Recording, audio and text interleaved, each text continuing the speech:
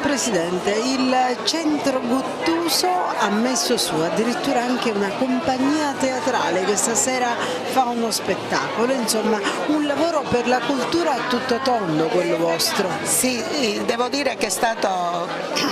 una cosa veramente bellissima perché il centro Guttuso ogni anno meraviglia anche me. E le iniziative si moltiplicano con un entusiasmo, come per esempio l'entusiasmo che hanno avuto i soci del centro a formare una compagnia teatrale, una compagnia fatta veramente da persone meravigliose che hanno mostrato l'impegno e lo spirito di sacrificio, perché si riuniscono di notte, perché di giorno lavorano tutti, per regalare qualcosa a Favara, non solo a Favara, alla provincia. Guarda, quest'anno abbiamo avuto delle cose in più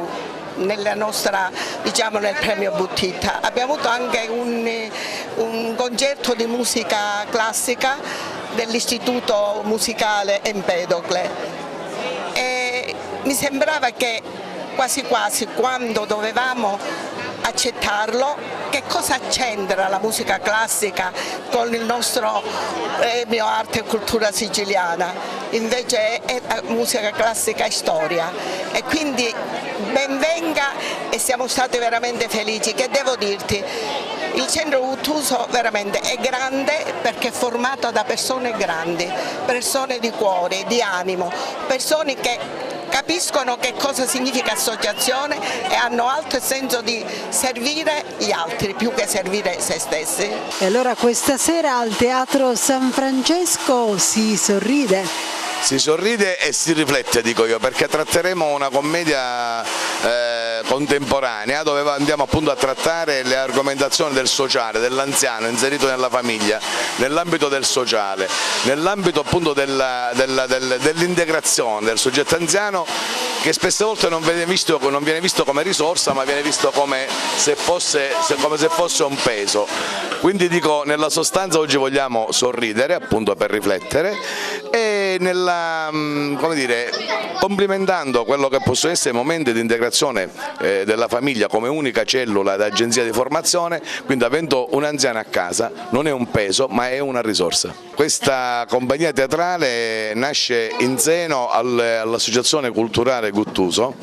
e nasce per forte volere della Presidente, della dottoressa Lina Urso, che da sempre mi sollecitava a costituire e a impegnare i soci dell'associazione stessa. A questo punto l'anno scorso abbiamo portato in scena Colapesce, ma la sfida maggiore è stata sostanzialmente quella di portare in scena attori, quindi componenti dell'associazione Guttuso, portarli in scena dove nessuno di loro avrebbe mai pensato di poter calcare il palcoscenico. Bene, la sfida mi è riuscita e devo dire che ora sono sollecitato da loro per dire: ora che finiamo questa, cosa c'è in cantiere? Quindi dico, sostanzialmente la soddisfazione è doppia, e per il centro Guttuso e per me personalmente, perché il teatro in quanto arte, in quanto stimolo della persona stessa, deve far sì che deve